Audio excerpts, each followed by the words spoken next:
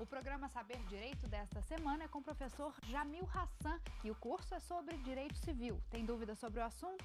Mande um e-mail para nós, saberdireito@stf.jus.br. Você também pode estudar pela internet, é só acessar o site www.tvjustiça.jus.br. Olá pessoal, meu nome é Jamil Hassan, professor de Direito Civil, e esta semana nós vamos nos dedicar a tratar de negócio jurídico. Eu escolhi esse tema em particular porque ele faz parte do nosso cotidiano. Eu vou tentar explicar esse tema para vocês de uma forma bem simplificada, que realmente consigamos aplicá-lo no nosso cotidiano.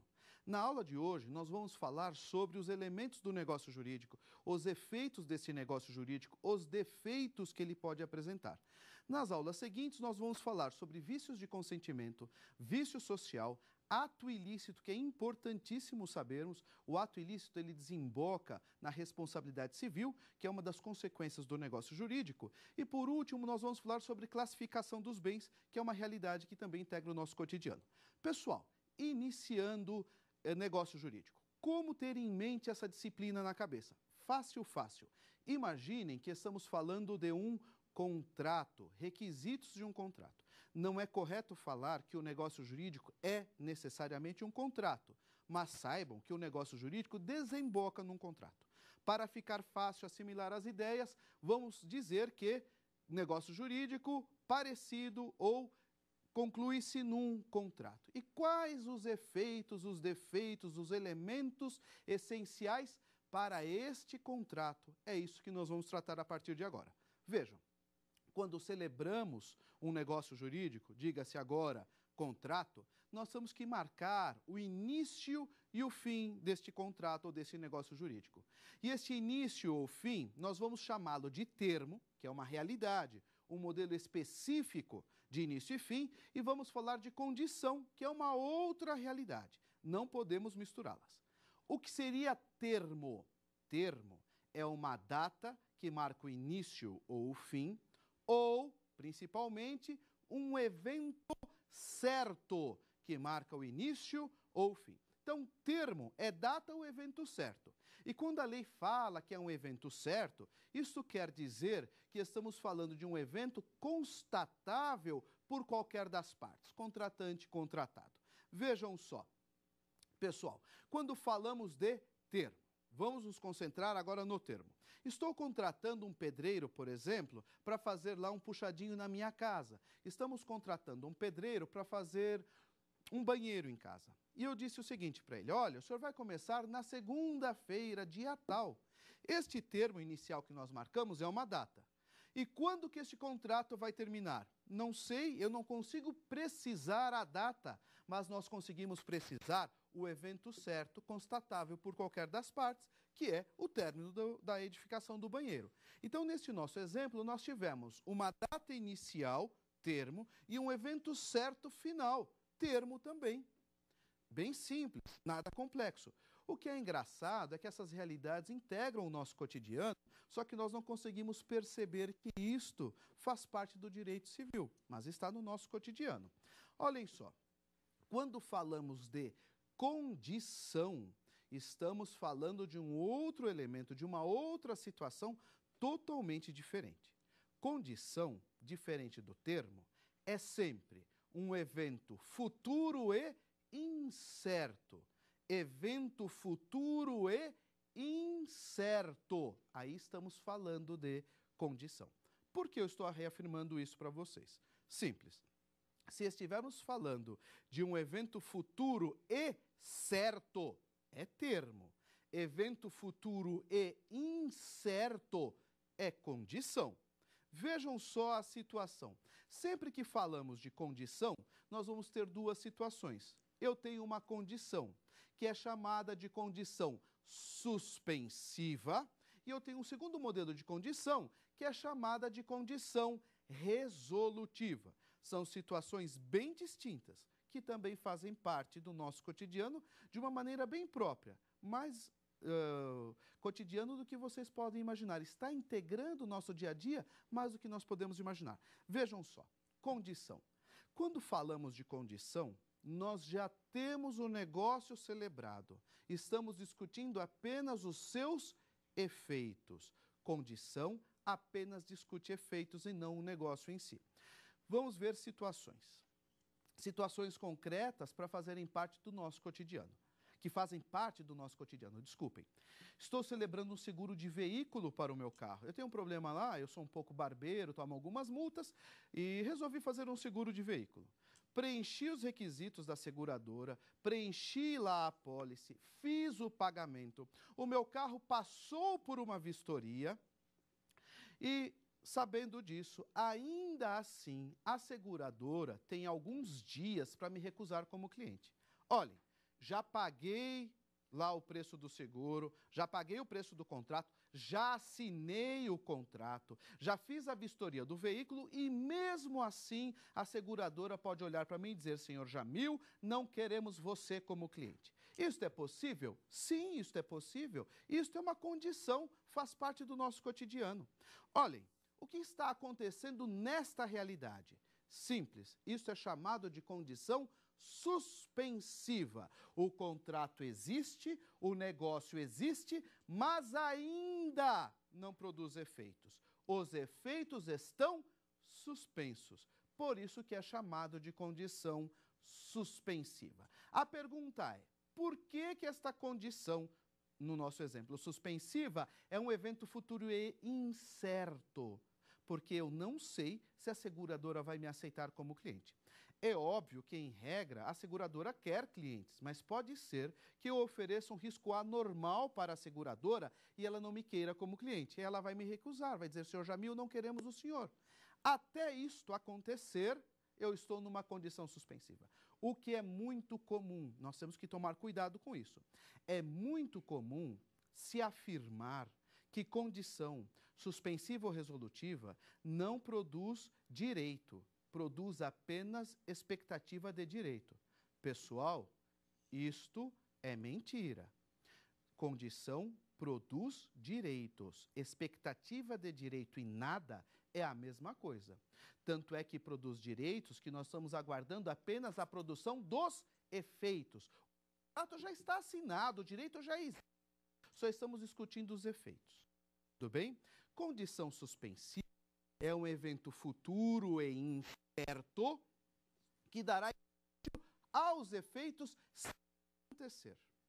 Diferente disso, contrário disso, nós temos a condição resolutiva, que é ao contrário.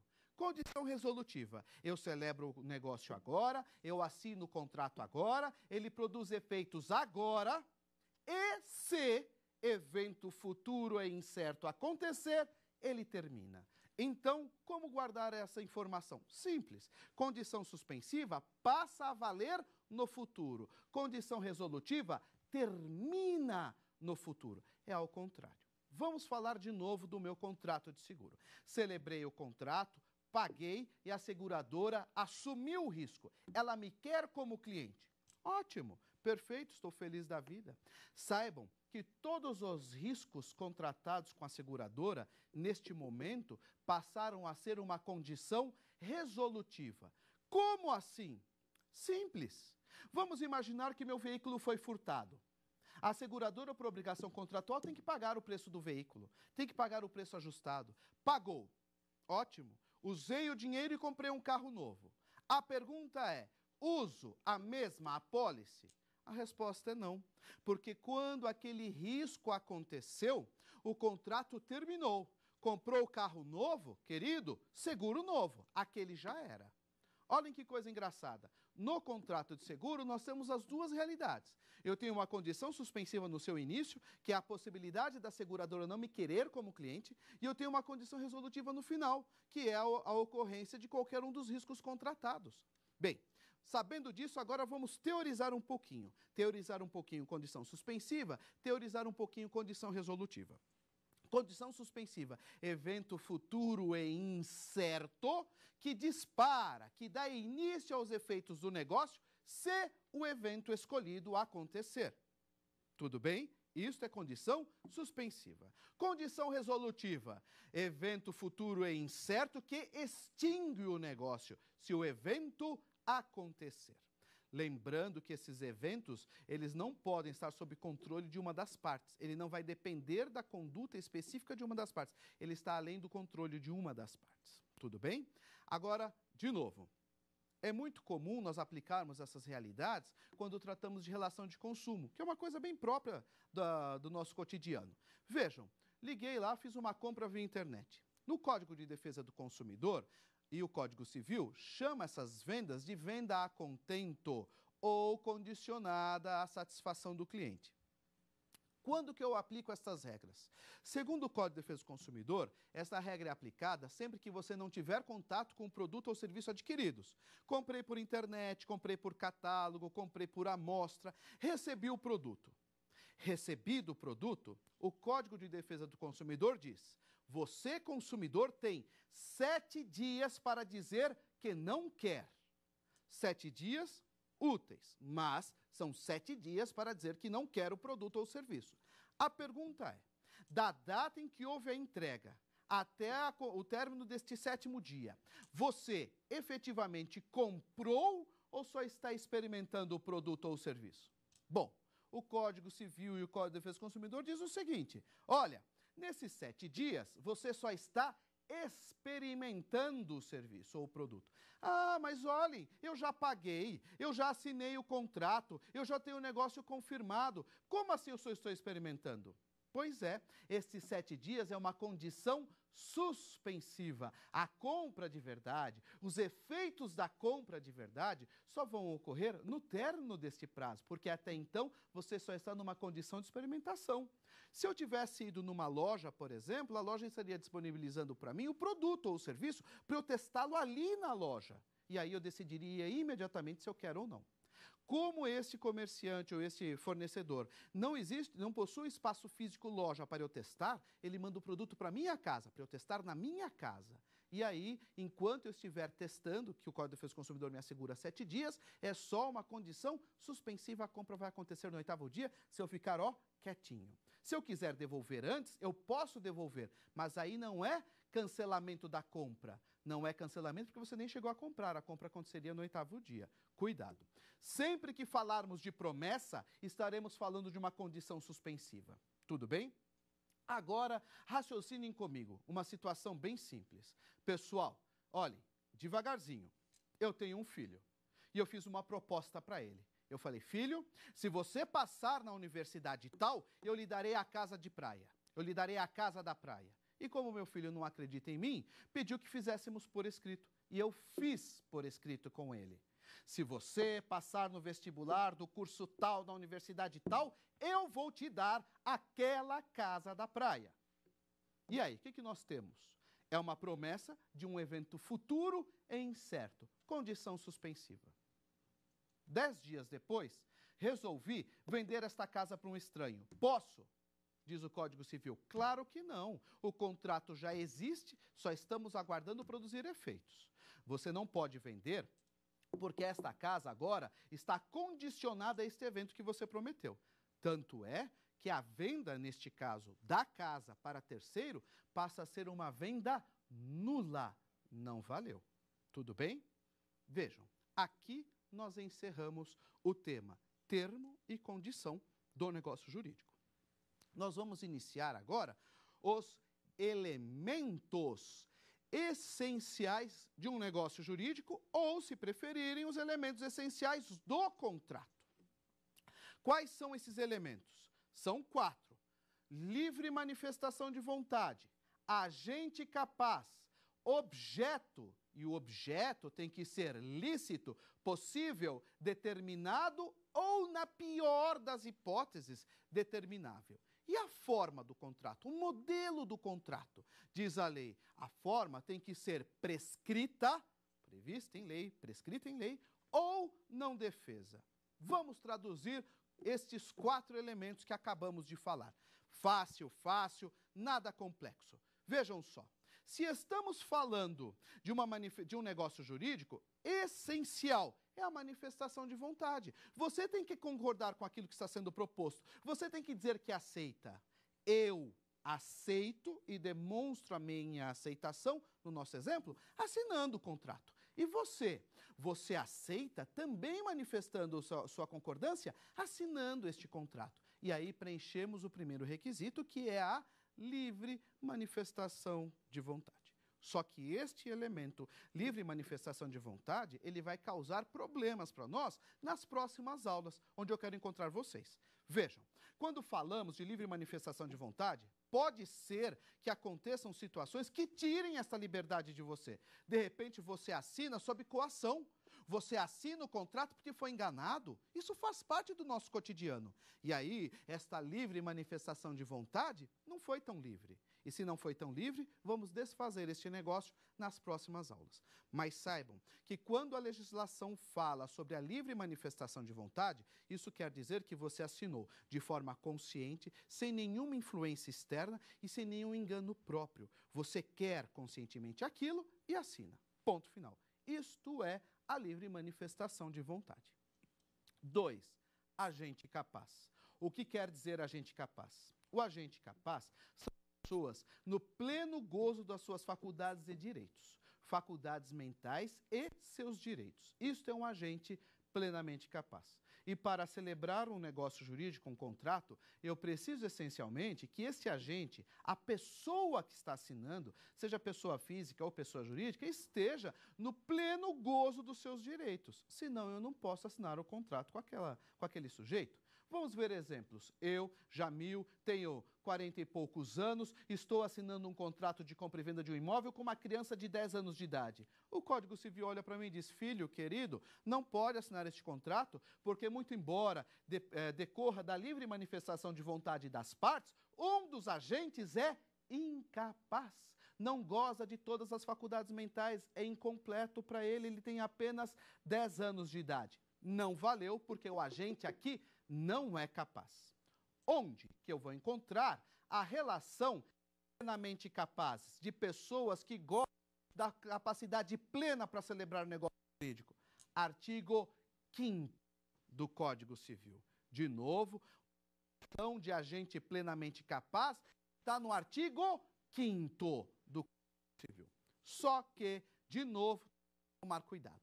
Do que estamos falando? Capaz. Olhem, agente capaz precisa gozar de 2 modelos de capacidade. Esta que eu acabei de falar, que é do artigo 5º, que diz lá que a pessoa tem que ter capacidade plena, que é a capacidade civil. E existe o segundo modelo de capacidade, que é a capacidade jurídica.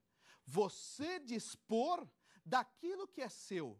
Você não pode, num contrato, dispor daquilo que não é seu. Você não tem capacidade de negociar aquilo que não é seu. Logo, o agente capaz se divide em 2 vertentes. A capacidade civil, artigo 5º do Código Civil, ser plenamente capaz. E a capacidade jurídica, poder dispor daquilo que é seu. Você não pode vender aquilo que não lhe pertence. É impossível isso acontecer.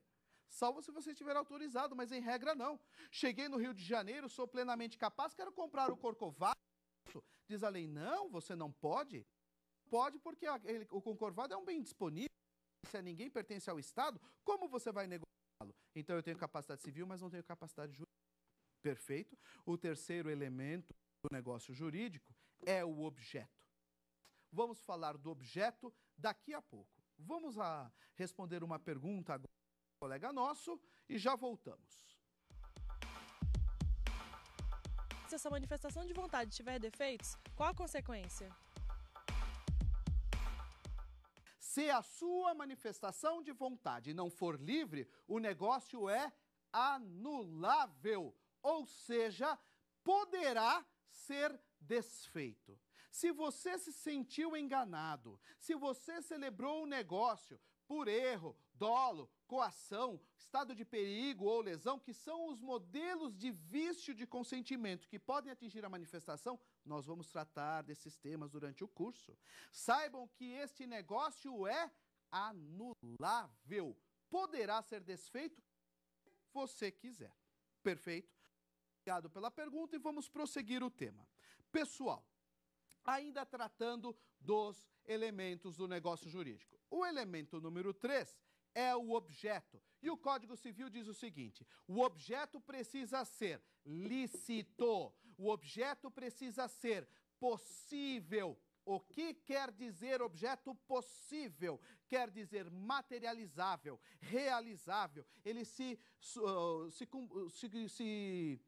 materializa. Ele não pode ser uma expectativa, um espectro, alguma coisa qualquer. Eu tenho que criar um objeto que vai se materializar. No futuro próximo ou médio, ele vai se materializar. Aí eu tenho objeto possível. E por último, este objeto precisa ser determinado ou, na pior das hipóteses, determinável. Bem, e o que quer dizer objeto determinado? Objeto determinado quer dizer objeto exato. É aquele e não igual àquele. É aquele e não parecido com aquele. Eu fui com roupa outro dia. Peguei a roupa lá no cabide da loja, fui até o provador, experimentei e gostei. E até a vendedora disse: eu quero levar esta roupa, não uma igual a ela. E aí esta roupa passou a ter uma condição exata, específica, é aquela e não uma igual àquela. Nesta situação, eu passei a ter um objeto determinado. É exatamente aquele, não um igual àquele. Tudo bem? Isto é objeto determinado. Terceira situação. O objeto, em relação ao objeto, o objeto pode ser, na pior das hipóteses, determinável. Na pior das hipóteses, objeto determinável. E o que isto quer dizer?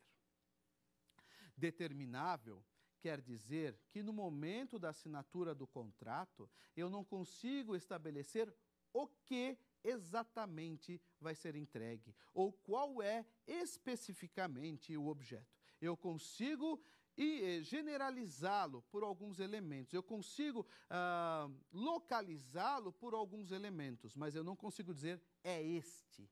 Tudo bem? Quando falamos de objeto determinável, a lei diz, no mínimo, este objeto determinável deverá ser identificado pelo gênero, pela qualidade e pela quantidade. Vamos lá. Tem uma fábrica de doces. Fazemos doces porque eu tenho uma empresa de odontologia, aí o pessoal pega a cara e a gente vai lá e se trata e sempre estamos ganhando dinheiro. Tem uma fábrica de doces. Liguei para a usina de açúcar e pedi 50 toneladas de açúcar branco. E aí?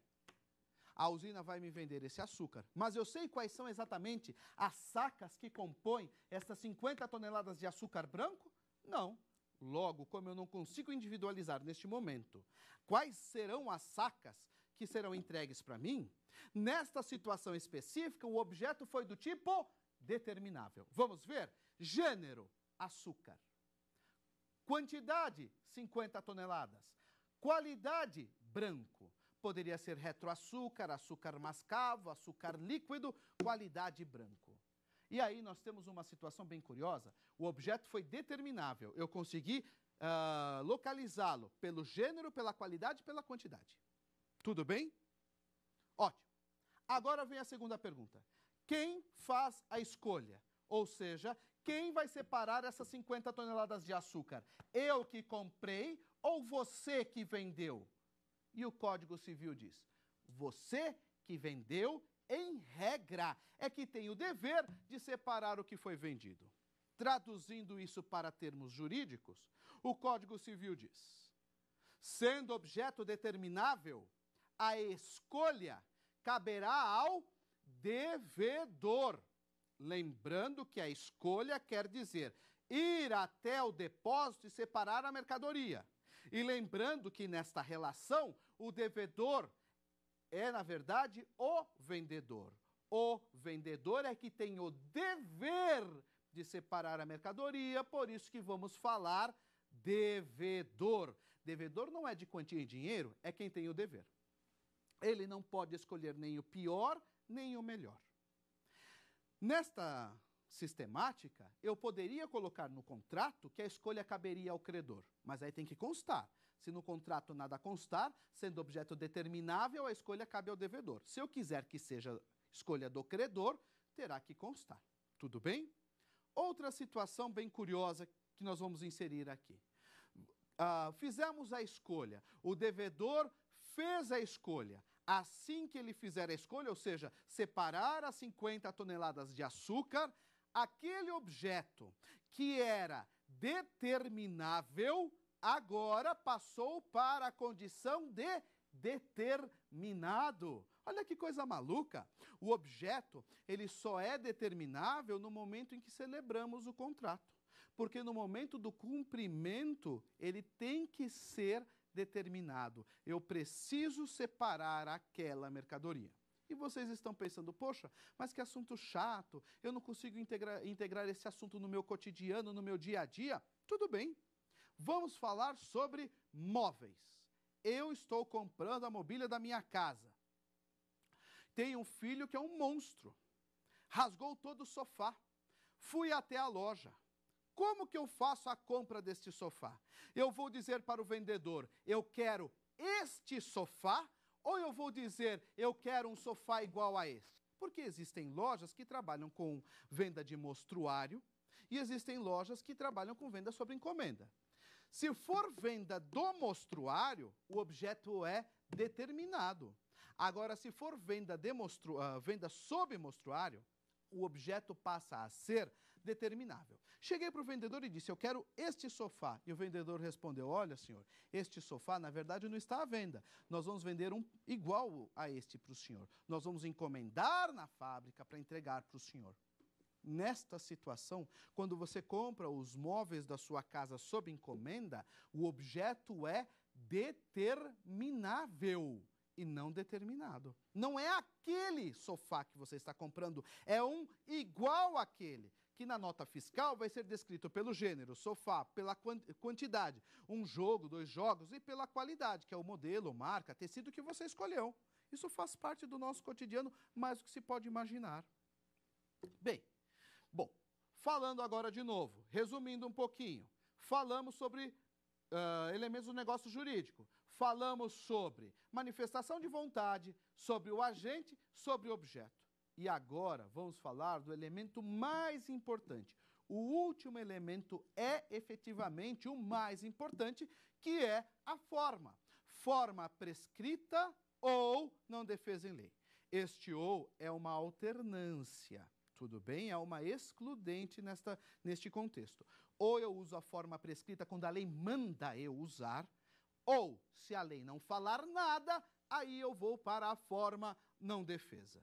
Traduzindo isso no nosso cotidiano de uma forma bem simples. O que é forma não defesa, desculpa, o que é forma prescrita, o que quer dizer esta prescrição? Também chamada de forma solene. Pessoal, muito simples essa realidade, muito simples mesmo.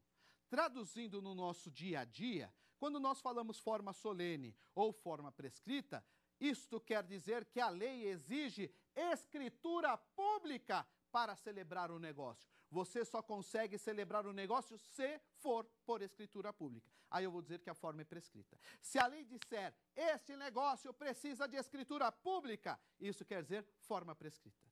Porque forma prescrita, vamos analisar a terminologia, quer dizer que o formato, o modelo está previsto em lei. Aí eu vou dizer forma prevista em lei, forma prescrita em lei, e a lei prescreve a escritura pública. Para a aquisição de imóveis, por exemplo, é uma exigência escritura pública. E se a lei, diz o Código Civil, prescreve forma, e você não usa a forma prescrita, negócio nulo, não anulável, nulo, ou seja, não valeu. Estou comprando do Chiquinho uma casa, R$1 milhão. Inclusive, eu estava folheando outro dia um catálogo de imóveis que mandaram para mim e eu fiquei feliz pelo catálogo, pelo conteúdo, triste pelos preços. Mas dizia lá, imóvel tal, 23 milhões de reais. Nossa, é o que eu queria, não o que eu posso ter. E eu vou comprá-lo. 23 milhões de reais, diz a lei, forma prescrita, você só será dono deste imóvel via escritura pública devidamente registrada. E se não for desta forma, o imóvel não é seu, porque eu, lei, estou prescrevendo este modelo. Tem que ser assim. Me desrespeitou, não valeu. Mas não é para tudo que a lei prescreve a escritura pública. Ao contrário, a escritura pública é uma exceção a esta regra, a este universo do elemento do negócio jurídico. Bom, quando a lei não prescrever escritura, diz o Código Civil, você pode usar qualquer modelo de contrato, ou seja, qualquer contrato não proibido em lei. Olhem que situação maluca. Estou comprando uma bicicleta do Chiquinho. A lei diz que é forma prescrita? Não. A lei não exige escritura pública. Logo, você pode comprar esta bicicleta de forma verbal, de forma escrita, de forma tácita, que nós falaremos mais adiante, ou, se quiser, olha que coisa maluca, até por escritura pública, porque na forma não defesa em lei, você está livre para escolher qualquer modelo, e qualquer modelo inclui formas prescritas, ou seja, inclui a escritura pública. Não é obrigatório, mas se você quiser, pode usar. Vejam que coisa maluca. Eu estou comprando a bicicleta do Chiquinho, diz a lei, use qualquer modelo. Optamos pela escritura pública. Chora. Agora, a escritura pública passou a ser condição desta compra. Você não era obrigado a escolher a escritura. Agora que escolheu, use-a. É uma condição. E só para arrematar este tema, saibam que imóveis com valor de até 30 salários mínimos, eu vou repetir, 30 salários mínimos, não exige forma prescrita, não exige escritura pública. Tudo bem? Passou de 30 salários mínimos, a forma prescrita passa a ser uma obrigação. Nos negócios jurídicos em que você está livre para escolher o modelo, você pode escolher qualquer modelo contratual e, se escolher escritura pública, forma prescrita, isto passa a ser condição do negócio. Agora, vamos para uma pergunta de um colega nosso e já voltamos. A condição do negócio jurídico produz direito ou apenas expectativas? Isso é uma dúvida que sempre acontece. Olha, condição do negócio jurídico, efeitos, ou melhor, direitos ou expectativa de direito?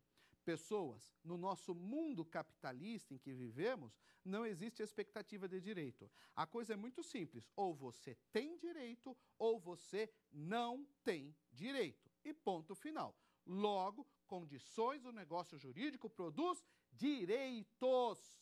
Os efeitos é que vamos discutir depois, mas já temos direitos. Tanto é que nós comentamos agora há pouco que se eu prometer para o meu filho aquela casa na praia, se ele passar no vestibular, recordam-se, eu não posso mais vender essa casa para ninguém, porque ele passou a ter direito sobre ela. Ele só não pode exercer o direito. Ele só não pode exigir os efeitos, mas direito já tem, tanto é que eu não posso vendê-la. Perfeito? Bom, prosseguindo. Nós falamos agora há pouco sobre os elementos do negócio jurídico. Agora vamos falar dos efeitos deste negócio jurídico. E os efeitos, olha que situação figurativa, me deixam de cabelo em pé. Olha, efeitos do negócio jurídico. Básico. Ninguém te obrigou a assinar absolutamente nada. Você assinou o contrato porque quis. Logo, a consequência é pratique-o. Cumpra o que você prometeu. Ou seja, este contrato, este pacto faz lei entre as partes. Eu e você, na livre manifestação de vontade, assinamos um contrato. Cumpra-o. Nós dois. Porque este contrato, este pacto, faz lei entre as partes. Ou, como se diz no jargão jurídico, pacta sunt servanda. O pacto faz lei entre as partes. Ninguém te obrigou a assinar, agora terá que cumprir.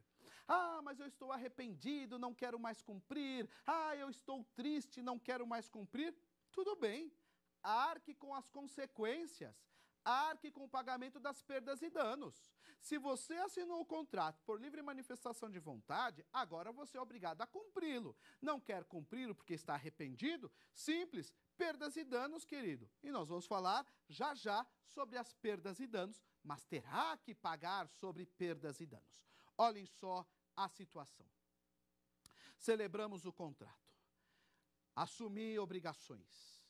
Não consigo mais cumpri-las. Não consigo mais cumprir as obrigações porque aconteceu um evento inimaginável. Mesmo assim, eu estarei sujeito ao pagamento de perdas e danos? Vamos ver. Assinei um contrato com vocês. Pacta sunt servanda, o pacto faz lei entre as partes. Terei que cumprir a obrigação. Só que, durante a execução deste contrato, adveio um evento inimaginável que transforma este contrato em uma situação excessivamente onerosa para mim, diz o Código Civil. Se acontecer este evento que coloca o contrato numa condição excessivamente onerosa, você, Jamil, está dispensado de cumpri-lo sem pagar perdas e danos. Olha que coisa maluca. E aí vocês estão imaginando, poxa, eu nunca vi isso acontecer. Claro que viram. Isso faz parte do nosso cotidiano jurídico, do nosso cotidiano como brasileiros. Vamos ver? Primeiro vamos teorizar. Eu estou falando de uma situação conhecida como rebus sic stantibus, ou teoria da onerosidade excessiva. Vejam, a regra é o pacto faz lei entre as partes. Assinou, terá que cumpri-lo. A exceção à regra é rebus sic stantibus, ou teoria da onerosidade excessiva. É a exceção a esta regra. Assinei o contrato com vocês, celebramos o contrato, está lindo, maravilhoso, e aí vem um plano econômico maluco, vem uma intervenção federal no câmbio e me coloca numa situação econômica péssima, não consigo mais honrá-lo. A pergunta é, quando assinamos este contrato, era imaginável esta intervenção na nossa relação cotidiana? Não. Era inimaginável? Então você está autorizado a descumprir o contrato sem pagar perdas e danos. Falando em teorias agora. O Código Civil anterior, que vigorou até janeiro de 2003, chamava isso de teoria da imprevisão. Atualmente, ela é chamada de exceção ou teoria da onerosidade excessiva. A teoria da onerosidade excessiva, ela não substitui a imprevisão. Ao contrário, ela dá mais crédito ainda à imprevisão. Tanto é que a onerosidade excessiva é um melhoramento desta antiga teoria da imprevisão. E, teoricamente, quer dizer o seguinte, e agora eu vou explicar só a teoria. Assumida a obrigação, ocorrendo evento imprevisível que torna este negócio excessivamente oneroso para uma das partes, esse negócio poderá ser repactuado ou anulado. Vamos falar de exemplos concretos. Em 98, quando havia um modelo de câmbio específico vigorando no Brasil, não sei se vocês se recordam, banda mínima, banda máxima, e o dólar não podia flutuar para quem ou além desses limites, porque nós tínhamos a garantia de que o Banco Central iria intervir para garantir a cotação da moeda. Eu comprei um carro usando um sistema de leasing em dólar. Bem, comprei um carro lindo, maravilhoso, de uma marca importada, conversível, 100 mil dólares, 80 mil reais, pagava tranquilo. Janeiro de 99, o governo federal resolve mudar a regra do câmbio. E aí, simplesmente, o dólar dispara. A pergunta é, naquela época, era imaginável, era previsível que isso iria acontecer? Não? Então, teoria da imprevisão ou onerosidade excessiva, porque aconteceu um evento inimaginável que alterou a condição do contrato. Vamos repactuá-lo, não vou cumpri-lo e não pago perdas e danos por isso, porque é uma situação alheia à minha vontade. É diferente de eu perder o emprego. Eu trabalho há 20 anos na mesma instituição, dando aula, sou lá professor, e tenho uma estabilidade moral, uma estabilidade econômica conquistada durante esse período. Depois de um determinado dia, fui demitido de surpresa. Jamil Rua, demitido. E aí, como eu perdi o emprego, não tenho mais condições financeiras de pagar as despesas, lá, as contas que eu fiz. A pergunta é simples. Isso é teoria da imprevisão? Não. Isto não é teoria da imprevisão ou onerosidade excessiva. Isso é apenas um evento de probabilidade. É previsível que quem está empregado pode ser desempregado. Isso não é teoria da imprevisão ou onerosidade excessiva. Isso é um evento cotidiano. Todas as pessoas admitidas podem ser demitidas. Eu não uso essa teoria. Tudo bem? Vamos fechar. Olhem, pacto faz lei entre as partes, exceção teoria da onerosidade excessiva. Regra pacto, exceção onerosidade excessiva. E existe um outro efeito do negócio jurídico que é chamado de exceptio non ad implete contractus, ou exceção de contrato não cumprido, que é um efeito também dos negócios jurídicos. Exceptio non ad implete contractus, exceção de contrato não cumprido. Como isso funciona? Diz o Código Civil, sendo um contrato bilateral, uma parte só pode exigir que a outra cumpra o que lhe cabe se estiver em dia com suas obrigações. Se não estiver em dia, não pode exigir. Traduzindo, celebrei um contrato com vocês. Eu não estou cumprindo a minha parte. Eu posso exigir que você cumpra a sua? Diz o Código Civil. Claro que não, porque para você ter o poder, a capacidade de exigir que a outra parte cumpra, primeiro tem que provar que está em dia com as suas obrigações. Se você não estiver em dia com as suas obrigações, você não pode exigir que a outra parte cumpra as obrigações decorrentes deste contrato. Vamos ver exemplos. Estou fazendo um jogo de loteria. Fiz a aposta, preenchi lá o volante, não paguei. Os números foram sorteados. Os meus, olha que coisa. Eu posso exigir que a Caixa Econômica Federal pague o prêmio para mim? É óbvio que não. Porque como é um contrato bilateral, você só pode exigir que a Caixa cumpra se você provar que cumpriu a sua parte. Eu cumpri a minha parte? Eu paguei este volante? Não, então não exija. Fizemos um bolão. Eu sempre participo desses bolões. Eu perco, mas eu sempre participo. Eu acredito, eu tenho fé. Fizemos um bolão. Não paguei a minha parte. O grupo foi sorteado. Eu posso exigir que se entregue a mim a minha parte no prêmio? Diz a lei, claro que não. Exceção de contrato não cumprido, contrato bilateral. Você cumpriu a sua parte contribuindo para o bolão? Não? Então não exija que eles paguem para você a sua parte no prêmio, porque é bilateral. Tudo bem? Então, como efeitos do negócio jurídico, nós temos o pacta sunt servanda, o pacta sunt servanda, que é o contrato faz lei entre as partes, a exceção dele é rebus sic stantibus. E nós temos como segunda parte de efeito o exceptio non ad implete contractus, ou exceção de contrato não cumprido. Tudo bem? Vamos falar agora sobre consequências do não cumprimento deste contrato. Não cumpriu o contrato, não cumpriu a obrigação, perdas e danos. Perdas e danos independe de cláusula contratual. Você vai lá na justiça e prova qual foi o seu prejuízo pelo não cumprimento do contrato. Independentemente de perdas e danos, existe também o pagamento de multa. Só que a multa precisa de previsão contratual. Perdas e danos não precisa, multa precisa. E mais, eu vou propor uma ação contra você na justiça cobrando os dois, multa e perdas e danos. Há uma falsa ideia de que a multa exclui o pagamento das perdas e danos. Mentira! Multa e perdas e danos sobrevivem simultaneamente. Um não tem nada a ver com o outro. Perdas e danos é um prejuízo que você sofre pelo não cumprimento da obrigação. Multa é simplesmente pelo descumprimento. Vou falar da minha amiga Patrícia. Tem uma amiga minha, Patrícia, a professora foi casar, contratou um costureiro em São Paulo famosíssimo para fazer o vestido dela, e na véspera do casamento ele ligou dizendo, não vou entregar porque não ficou pronto. E ela surtou. Tem perdas e danos? Claro, a expectativa, o dano moral. E além disso, tem que pagar multa? Se estiver previsto no contrato, também vai pagar multa, porque os dois coexistem. Não há problema nenhum. Só que o Código Civil trata da multa de uma forma bem simples. Ele fala o seguinte, olha, a multa, ela pode ser uma multa moratória ou uma multa compensatória. O que é multa moratória? Moratória é por atraso, simples atraso. Compensatória é porque a multa substitui a vontade, ou melhor, substitui a obrigação.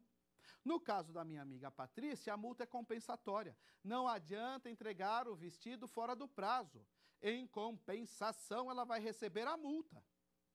Outra situação.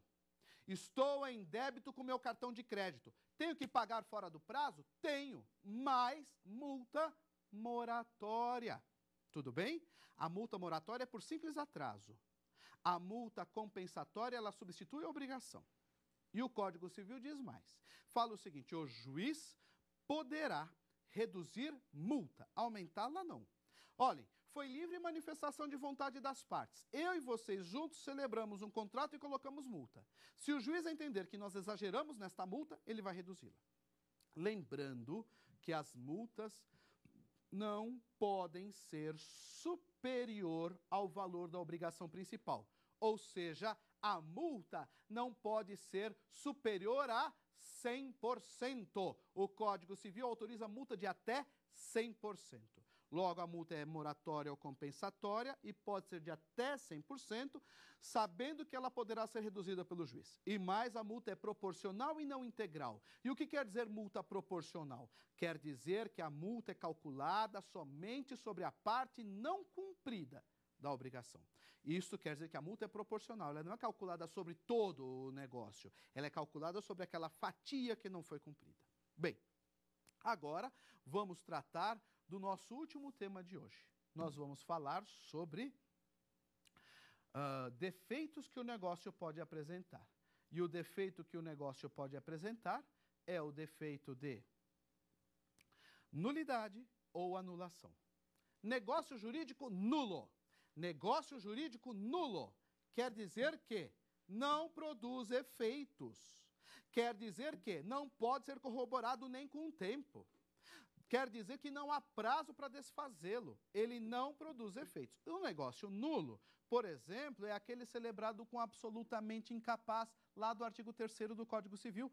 Assinei um contrato com uma criança de 10 anos, diz ali, negócio nulo. Não produz efeito, não valeu para nada. Diferente do anulável. Negócio anulável é um negócio que tem um defeito que pode ser corrigido. E se for corrigido, torna o ato perfeito. Se não for corrigido, deixará de valer dali em diante. Logo, negócio nulo não é corroborável. Negócio anulável é. Por que eu estou dizendo isso? Simples. Negócio anulável, ele é anulável porque depende da sua vontade. Você pode dizer, eu quero mesmo assim, mesmo ciente do defeito, eu quero. Como depende da sua vontade querer desfazê-lo ou não, eu vou dizer que o negócio é anulável. Agora, se eu estiver descumprindo preceitos legais, ou seja, se eu estiver descumprindo a lei, o negócio é nulo. E como eu descumpri a lei, não há como corrigir este defeito. A lei foi descumprida e ponto final. Negócio nulo não produz efeito algum. Bem, sabendo tudo isso, agora nós vamos para uma pergunta aqui de um colega nosso. Eu gostaria de saber se o ato nulo produz efeitos. Não produz efeito algum. Eu não posso negar que enquanto ele não for declarado nulo, ele vai produzir os seus efeitos cotidianos. Mas, quando descobrirem que é nulo, tudo será desfeito. Não se mantém absolutamente nada no lugar. Nós vamos desfazer, desconstruir tudo como se ele jamais tivesse existido. Vamos ver um exemplo? Comprei uma casa de um menor de 10 anos de idade. Fiz reformas nessa casa e aluguei. Negócio nulo. Vou devolver para ele a casa e o aluguel. Por que eu tenho que devolver o aluguel que eu recebi naquele período? Porque tem que ser desconstruído o ato. A casa nunca poderia ter sido minha. Logo, vamos desfazer. Isto é nulo. Não produz efeito algum. Anulável produz efeito até a data em que foi declarado anulado. Nulo não produz efeito algum.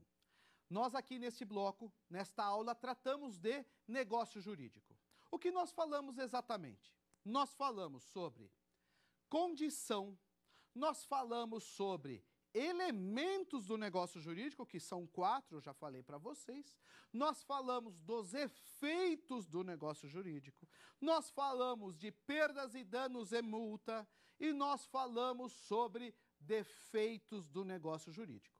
Olhem, isto é só a ponta do tema. Ainda temos muita coisa para falar nas aulas seguintes. E eu faço questão de contar com a presença de vocês nas nossas próximas aulas, onde continuaremos este tema. Até mais! Tem dúvida sobre o assunto? Mande um e-mail para nós, saberdireito@stf.jus.br. Você também pode estudar pela internet, é só acessar o site www.tvjustiça.jus.br.